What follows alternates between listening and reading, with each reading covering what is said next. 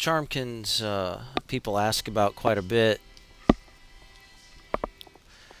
Since he died, a lot of people have been sad. Um, the funeral pyre was one of those real moving events.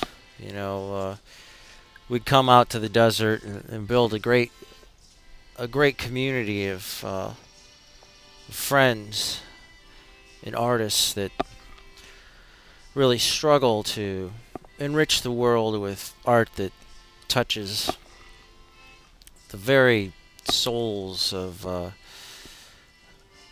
those who struggle to overcome the corporate paradigm that destroys the feeling inside. So when we found Charmkin's body out on the playa in that plastic bag, he'd been festering for days, and we tried to, bring him back, but when the meat starts rotting and you can't even eat him, it's just a horrible smell.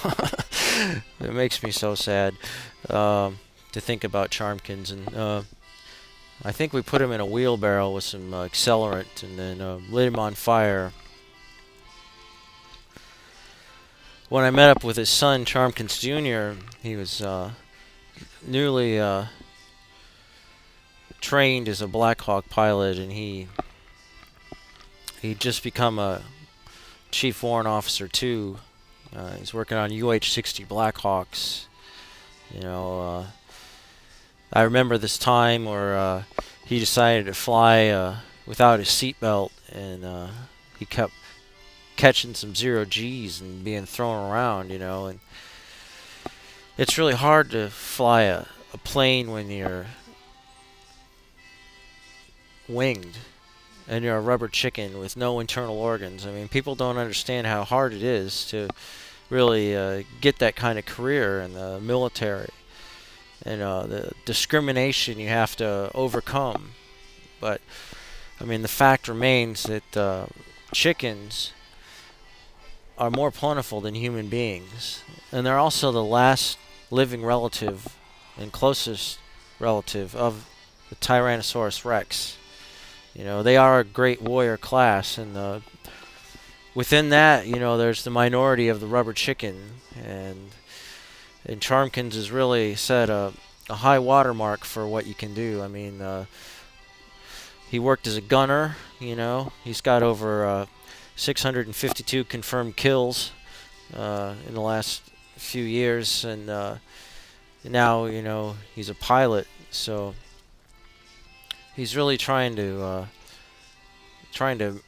I think live up to the image his father set for chickens everywhere.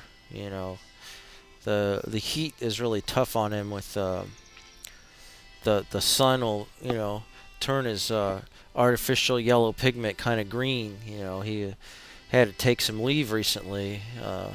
He was so heat damaged by the Iraqi sun. On several missions, he had to make several emergency landings when his fuel line ruptured and the engine went out, and they were stuck out with the Bedouins for a number of days. And he doesn't really speak a lot of Arabic, so it was difficult. But he got in with the Yazidis, and after spending a little time on Mount Sinjar, he was able to convince him to take him on a camel out of there over to Talafar and get back to FOB Sykes. And he's the first rubber chicken to get a Purple Heart. He was badly injured in that crash landing, and he actually had to kill several men with his beak. It's tough on a chicken to have to do all that kind of stuff. So